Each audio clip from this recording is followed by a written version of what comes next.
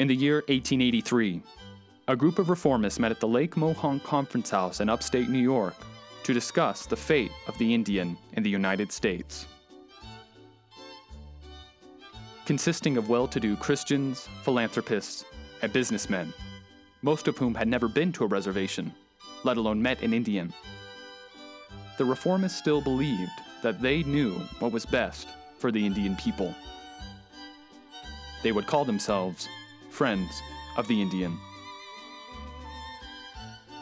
The Friends of the Indian believed that to save the Indian from extinction, they must be civilized. And to be civilized, they must be educated.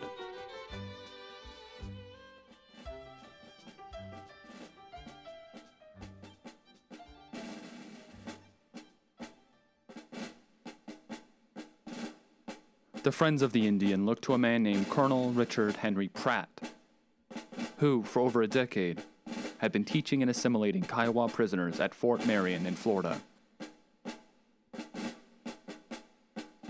and since had opened an Indian boarding school in Carlisle, Pennsylvania.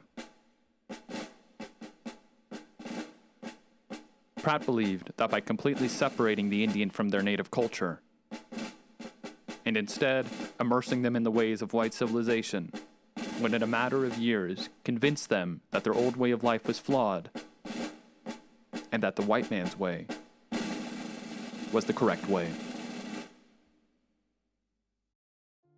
Working with policymakers, the Friends of the Indian would make their dream of assimilation by education a reality in 1887.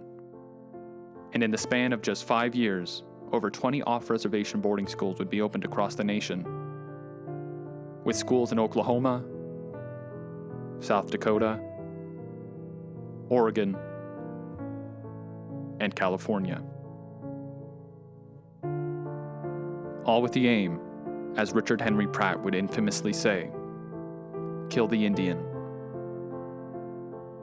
save the man. These off-reservation boarding schools became the primary tool for assimilation, for the Indians to be assimilated into the American culture. It was easy for the federal government to look at, for instance, Carlisle.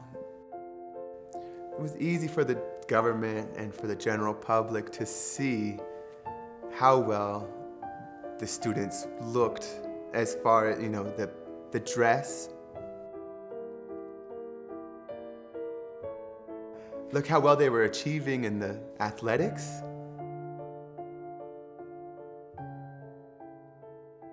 There were these positive shows of these progress as far as Americanizing these students, and that looks a lot better than massacre.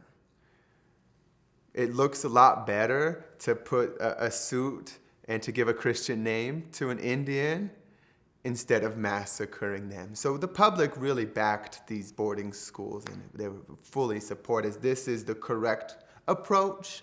This is how we want to solve the Indian problem.